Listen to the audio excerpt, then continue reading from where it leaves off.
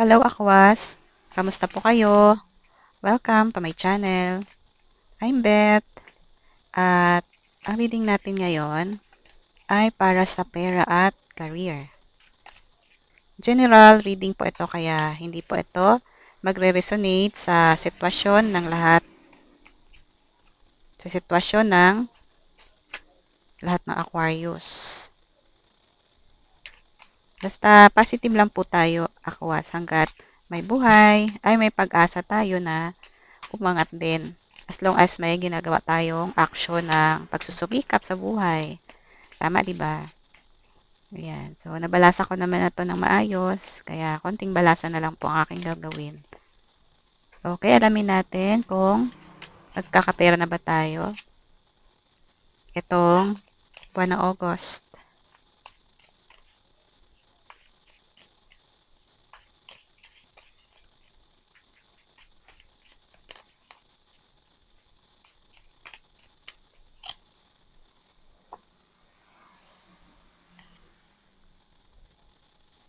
Okay.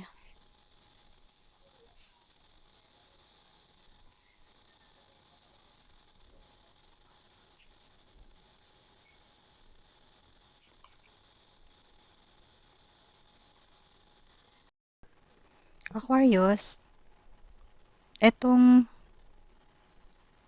damon po ay, ang message po nito ay warning po. Warning sign po siya na mag-iingat po kayo sa mga gagawin ninyong investment or sa paglalagyan ninyo ng inyong kaperahan. Ayan po ang ibig sabihin. Ganun din po ito.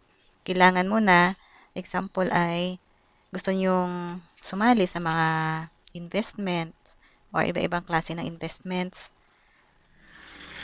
ay kailangan nyo muna na siguraduhin ang papasokin ninyong investments. Kung anong klase po, i-gather nyo po lahat ng mga information para makasigurado po kayo na maiwasan po ninyo yung scam.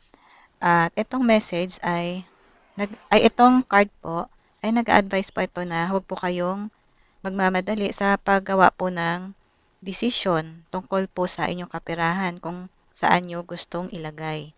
Yan po ang message. Dahil sa mga Aquarius na mga financially stable na, so yon ang advice sa inyo, baka nag-iisip po kayo ng ibang paraan para mas maparami ang inyong pera. Sa ibang Aquarius, meron pong dadating sa inyo na financial support. Ito po ay medyo matanda na person. Siya po ang magbibigay sa inyo ng blessing. Pwedeng ito ay inyong magulang, pwedeng lolo, pwedeng mga tito ninyo na gustong magbigay sa inyo ng blessings or baka gustong magbigay ng support financially. Ayun po. Ito naman ay mga bagong opportunity po ito para sa career.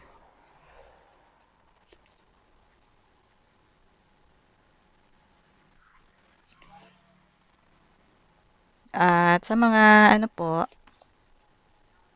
sa mga may trabaho na, itong card naman ay nagpapakita po na meron pagbabago sa inyong trabaho. Pwedeng madagdagan po ang inyong sweldo. Ang iba naman ay mare-regular na sa trabaho, magkakaroon na kayo ng seguridad sa inyong trabaho at sa inyong financial. Nag-a-advise po ito na kung ano po ang meron kayo ngayon ay lalo nyo pong pagsusumikapan pa dahil sa inyong pagsusumikap, pagpupursige at determinasyon ninyo sa inyong career or trabaho ay mag-aani rin po kayo sa tamang panahon ng inyong pinaghirapan. Aanihin nyo rin po ang maraming blessings na inyong pinaghirapan. Yan po yung mga pagbabago sa inyong sitwasyon, sa inyong career or sa trabaho. Itong The Devil naman, nag-a-advise po ito para po sa may mga kaperahan na mga akwas na maging wais po kayo sa inyong pera. Baka ang iba po sa inyo ay mahilig po kayo sa material po. Example, ang inyong pera, binibili po ninyo na mga loho ninyo, pinapaganda nyo yung mga bahay ninyo kahit hindi naman po kailangan. O binibili mo yung mga gamit na hindi mo naman kailangan pa, bili ka ng bili ng mga material.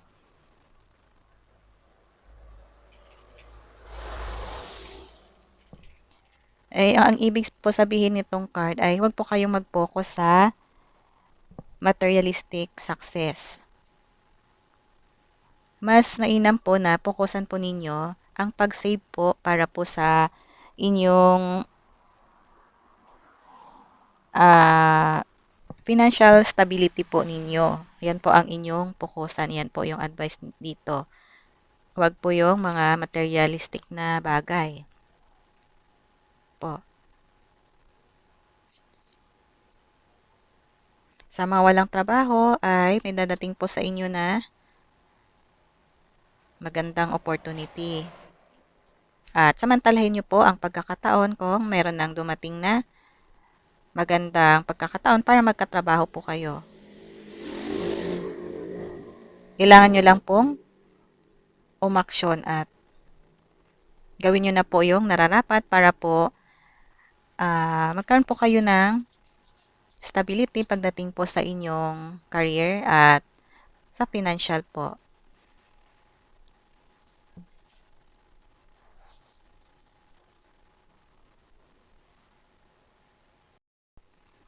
Sa iba po sa inyo na magkakaroon po ng bagong job offer ay samantalahin nyo po yung pagkakataon at itong card nagpapakita po ito na ready po kayo para paglabanan anuman yung mga challenges na mai-encounter po ninyo sa pag-abot po ng inyong mga goals na magkaroon kayo ng stable job, ang inyong goals na magkaroon kayo ng security pagdating po sa inyong financial.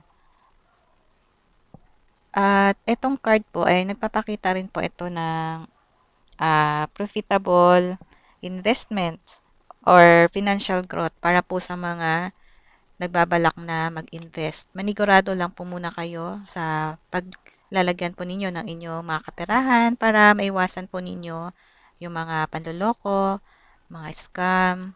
Ayan po. So, para sa iba ay magkakaroon po kayo ng financial growth at magkakaroon po na magandang profit ang inyong magiging investments or ang inyong pinaplanong investments ay magiging successful po.